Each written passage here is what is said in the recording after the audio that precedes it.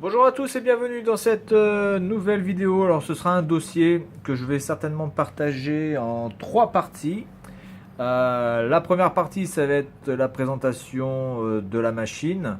La deuxième partie, je pense que ce sera la présentation des supports, on va dire des supports dans lesquels il y a les jeux, mais pas uniquement, puisque c'est une machine un peu particulière, etc. Donc c'est assez compliqué en fait ce truc là. Et la dernière partie, ce sera quelques vidéos de jeux, notamment sur donc la PC Engine, comme vous pouvez voir ici. Alors, c'est la PC Engine IFU30. Alors, IFU30, évidemment, ce n'est pas le modèle de la PC Engine, c'est le modèle en fait qui prend les deux parties de la PC Engine, puisque vous pouviez à l'époque avoir uniquement la PC Engine ou alors la PC Engine plus le lecteur CD-ROM. Voilà, donc moi j'ai réussi à trouver l'ensemble dans cette mallette qui est vraiment sympa, qui est encore en bon état, qui est vraiment propre. Bon là elle est un petit peu rayée, c'est un petit peu dommage, mais je veux dire dans l'ensemble honnêtement voilà, cette machine est dans un très très bon état. Donc vous pouvez voir ici les spécificités, hein, écrit en japonais. Voilà, NEC Interface Unit. IFU 30A, donc ce IFU 30A, donc c'est Interface Unit. 30A, je ne sais pas vraiment pourquoi. Fabriqué au Japon par NEC, évidemment, fabricant de la PC Engine, évidemment. Alors ici, vous pouvez voir les deux petits boutons. Alors c'est pas forcément très facile à vous montrer comme ça, mais là, je pense que je suis dans le cadre, oui ou non, je suis vraiment au bord. Hein. Là, vous avez les boutons pour ouvrir la partie mallette. Alors cette mallette me fait un petit peu penser à la mallette de Mega Drive qu'on pouvait trouver. Alors je me rappelle plus moi si je l'avais eu dans le pack, dans le bundle, je me rappelle plus, ou si on l'avait acheté à part. Mais Mega Drive, sur la première version Mega Drive que j'ai eu, moi j'ai eu la première version, la Mega Drive 1, il y avait une sorte de valise en dur, hein, vraiment en dur, en plastique, où on pouvait mettre la console, les deux manettes, il me semble. On pouvait mettre deux manettes, on pouvait mettre l'adaptateur secteur, on pouvait mettre le câble, et on pouvait mettre sur la partie qui était en haut, ici, on pouvait mettre alors, il me semble qu'on pouvait mettre directement les boîtes de jeu. Je pense que, si je me rappelle bien, on pouvait mettre deux boîtes de jeu. Et évidemment, après, à côté, on pouvait prendre nos cartouches, etc. Donc cette mallette était vraiment très pratique pour quand on partait en vacances, etc. On pouvait vraiment prendre sa Mega Drive avec soi. Et elle était très très bien rangée et très bien calée surtout. Et bien là, c'est un peu la même chose, puisque vous avez aussi une poignée, ici. Et vous pouvez vous balader avec votre PC Engine. Alors le petit problème par rapport à la mallette de Mega Drive, c'est que ici, vous n'avez pas d'emplacement pour mettre votre adaptateur secteur et ni d'emplacement pour mettre le câble vidéo. Alors je vais vous montrer l'adaptateur secteur, mais je ne sais pas si c'est l'adaptateur secteur d'origine. Je ne suis pas sûr que ça le soit parce qu'il n'y a pas écrit NEC dessus. En tout cas, c'est quand même un adaptateur qui est très très très très lourd. Il sort quand même du 9 volts en 1,2 ampères. Ce qui est quand même pas, voilà, ce qui est quand même pas ridicule, mais il me semble pas que ça soit celui d'origine. Mais je pense que celui d'origine doit être à peu près de la même taille et à peu près du même poids. Il pèse vraiment, vraiment, vraiment lourd. Je dirais pas que c'est une boule de pétanque, mais on n'est pas loin de la boule de pétanque. Mais il me semble pas que ça soit celui d'origine, hein, parce que le câble est quand même très très fin, voilà, d'une qualité un peu légère, mais en tout cas il fait bien le job, donc il n'y a pas de souci, ça marche nickel. Bref. Allons-y, ouvrons cette petite boîte. Voilà, alors autre point négatif qu'on pourrait dire, c'est qu'il n'y a pas de charnière. Donc on ne peut pas laisser ça ouvert comme ça, par exemple. On peut juste le caler ici. On ne peut pas le laisser juste comme ça, c'est un peu dommage. Bon bref, on va pas se plaindre non plus, ça marche bien. Et ça fait plutôt bien le boulot, ça protège bien l'ensemble de la machine. Alors vous pouvez voir ici donc Interface Unit. Donc vous avez les deux consoles qui ont exactement la même taille. Hein, ça doit se jouer à 1 mm. Hein, vraiment, elles ont vraiment la même taille, la même hauteur. Il y a très très peu de différence au niveau de la taille. C'est deux carrés, vraiment de la même taille. On va faire un petit tour sur la connectique, juste déjà de l'interface unit. En fait, la connectique, il n'y en a qu'une connectique sur l'interface unit. Vous avez le vidéo, l'audio, l'audio droite, non, l'audio gauche, l'audio droite, et ici évidemment vous avez pour brancher l'adaptateur secteur. Voilà, donc ça c'est uniquement ça au niveau des connectiques. Ensuite, quand vous voulez défaire vos deux machines, c'est assez facile puisque vous avez ici écrit on-off, enfin lock on, lock off. Donc en fait ce que vous faites c'est ça. Vous le mettez vers la gauche, vous appuyez. Voilà. Alors ça c'est mécanique, hein, il n'y a absolument rien Vous pouvez jouer sans... Enfin, vous pouvez allumer la console sans ça. Vous n'avez pas besoin de ça pour que la console fonctionne ou quoi que ce soit. Ça c'est juste pour éviter que la console se barre au cas où. Ensuite, pour les enlever, il y a deux solutions. Soit la solution bourrine, vous tirez vers vous, ça s'enlève plutôt bien et honnêtement, vous risquez franchement pas de casser. Soit plus simple, vous avez ici la petite trappe qui est là et vous appuyez et voilà, ça sort. Donc là, vous avez les deux consoles qui sortent en même temps. Enfin, la console et on va dire le périphérique. Alors sur la PC Engine, donc que vous devez connaître déjà, vous avez le bouton on/off qui a vraiment un débattement énorme. Regardez-moi l'espace entre on/off qu'il y a, c'est juste fou, quoi. Alors que généralement ça suffit juste de faire ça. Là, il y a vraiment un débattement de taré.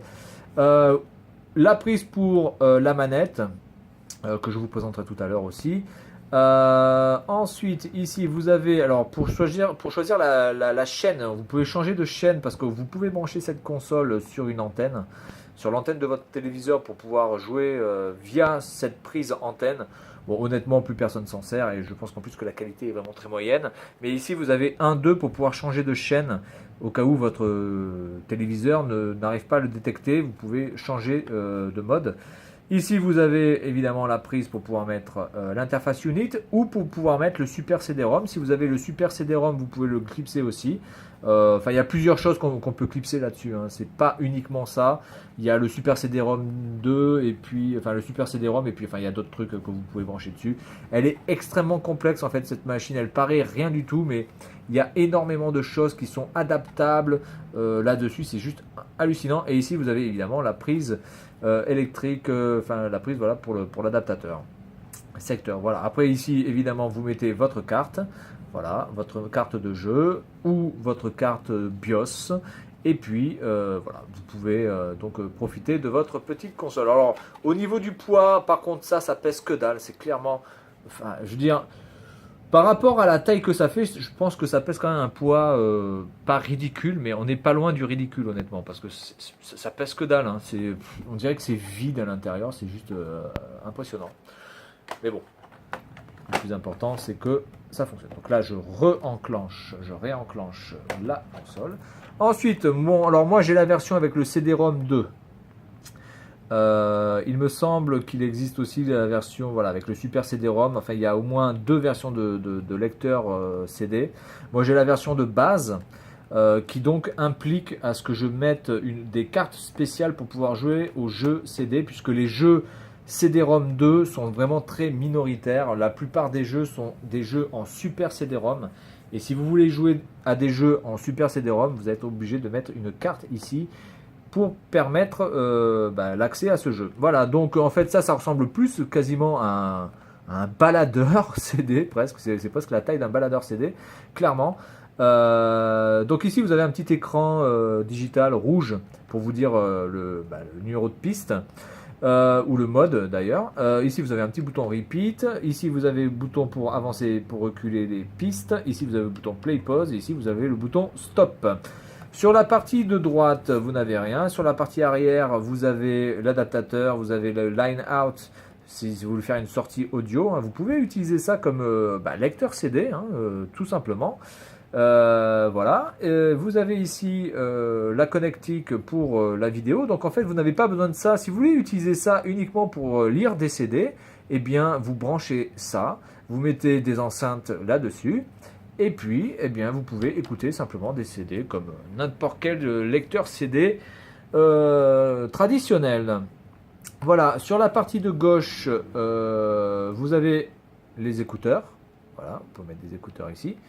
Et ici, vous avez le volume. Voilà, le bon vieux volume à molette. Pour moi, je trouve qu'il n'y a rien de mieux que ça. Ça, c'est largement plus précis que simplement choisir 1, 2 ou 3. Là, vous pouvez vraiment bien régler le son. J'adore, moi, le réglage du son avec la molette. Je trouve ça vraiment, voilà, c'est beaucoup plus précis. Et pratique surtout. Voilà, donc ensuite, quand vous voulez jouer, tout simplement, vous branchez ça. Alors la partie CD est beaucoup plus facilement clipsable que la partie console, tout simplement parce que la surface est plus petite. Hein. Là, vous avez quand même une grande surface de broche à faire en contact. Et puis après, quand vous voulez bloquer tout ça, vous faites comme ça. Voilà. Et là, vos consoles ne peuvent pas tomber. Voilà, donc ça marche plutôt bien.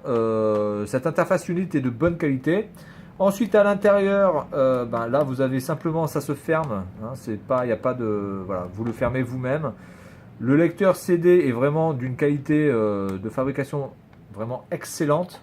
Même si j'ai dû nettoyer la lentille pour pouvoir jouer à des jeux CD-ROM 2, puisque j'avais acheté la carte, et ça je reviendrai là-dessus un peu plus tard, mais ça ne marchait pas, et j'ai dû nettoyer la lentille avec de l'alcool pour que ça fonctionne.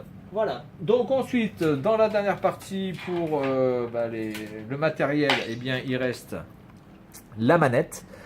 La manette, on va dire qu'elle est vendue avec, hein, la manette de jeu. Alors, la prise est énorme, on dirait presque une prise de 360 quasiment, quoi. Je veux dire, c'est super raide, c'est super lourd, quoi. On a vraiment l'impression d'avoir un truc juste c'est impressionnant comment c'est gros. Voilà, avec des petites broches là que vous pouvez voir. Alors il y a des choses que je peux dire sur cette manette, surtout en négatif. Premièrement, le câble est beaucoup trop rigide. Il est d'une rigidité mais hallucinante, quoi. J'ai l'impression d'avoir un câble électrique pour du 32 ampères, quoi. C'est juste c'est impressionnant. Donc le câble est vraiment pas génial, parce que quand vous avez une manette, vous aimez bien aussi avoir un petit peu de mouvement et un petit peu de fluidité au niveau voilà, de la manette, et c'est pas du tout le cas avec ce câble qui est vraiment rigide, mais incroyablement rigide. Deuxième autre problème, et ça par contre je peux pas vous le montrer, donc va falloir juste me croire. Le câble est extrêmement court. Il est extrêmement court. Il doit faire maximum 1 mètre, 1 mètre 10, ce qui est vraiment pas beaucoup. Ensuite, la prise qui est ici, donc pour brancher la manette, est pas vraiment super solide, hein. Donc c'est-à-dire que si vous bougez un petit peu trop la manette, ça va avoir un peu tendance à se déconnecter ou à sortir. On sent pas vraiment un clips vraiment très fort là-dedans. C'est pas de... Voilà, je vais voir si je peux le faire comme ça. Hop, voilà. Voilà, vous pouvez voir, franchement, là, je fais pas grand-chose, hein, mais quand on fait gauche-droite, regardez, pouf, et je ne bouge pas énormément, hein, j'ai pas besoin de forcer énormément, je fais juste ça, voilà, et vraiment, ça glisse tout seul. Alors, je sais pas si c'est... Je sais pas si c'est un problème de ma manette ou de ce câble, ou j'en sais rien, ou si c'est pour toutes les PC Engine comme ça, mais je trouve que la connexion manette est vraiment trop faible. Voilà. Ensuite, sur la manette en elle-même, bon, alors, c'est pas vraiment, c'est pas joyeux. Les boutons ici, Run et Select, sont vraiment désagréables. Ils sont caoutchouteux, c'est vraiment pas agréable du tout. Ils auraient mieux fait de le mettre en même chose que ça, c'est-à-dire en plastique pur, hein, plutôt que de faire une sorte de caoutchouc. C'est vraiment, c'est pas du tout agréable au toucher. Alors que si on compare par exemple avec une manette de Nintendo, ici c'est pas rugueux, quoi. Là c'est rugueux, on dirait que je touche un pneu de vélo, quoi. C'est vraiment, c'est pas terrible, hein, ça, à ce niveau-là. Au niveau de la croix directionnelle, elle est plutôt bonne, sans être non plus exceptionnelle, hein. C'est pas, voilà, on va pas, ça casse pas des briques. Par contre, les boutons, eux, sont très bons. Je trouve que la seule chose vraiment qui est vraiment très bon sur cette manette, ce sont les boutons 1-2. qui réagissent très très vite, qui sont très très vite opérationnels. On n'a pas besoin d'appuyer à fond comme un barbare. Donc là, on a vraiment la sensation de, voilà, comme une NES, en fait, hein, comme une NES ou une Super NES, voire même une Mega Drive. Hein. C'est assez agréable à appuyer. Sur la croix directionnelle, je dirais juste que ça va, quoi. C'est passable. Mais vraiment, là, ces deux boutons, là, c'est vraiment pas agréable de les toucher. Et ensuite, sur ces boutons-là, alors je sais pas vraiment à quoi ça sert, ça. Je sais qu'il y a des jeux qui s'en servent. On peut changer de mode par rapport au bouton 1 ou au bouton 2. On peut changer la rapidité d'action. Genre une sorte de auto-fire ou quoi que ce soit, j'en sais rien. Ça, pour l'instant, moi, j'ai pas vraiment eu l'utilité de ce truc là-dessus sur les jeux que j'ai pu avoir. Voilà, donc au niveau du matériel, il me semble avoir tout dit, en tout cas. Je n'ai pas d'autres accessoires compatibles avec cette console. Donc voilà pour la partie 1, et puis je vous dis à la prochaine pour la partie 2 avec les supports jeux et supports BIOS. Allez, à la prochaine.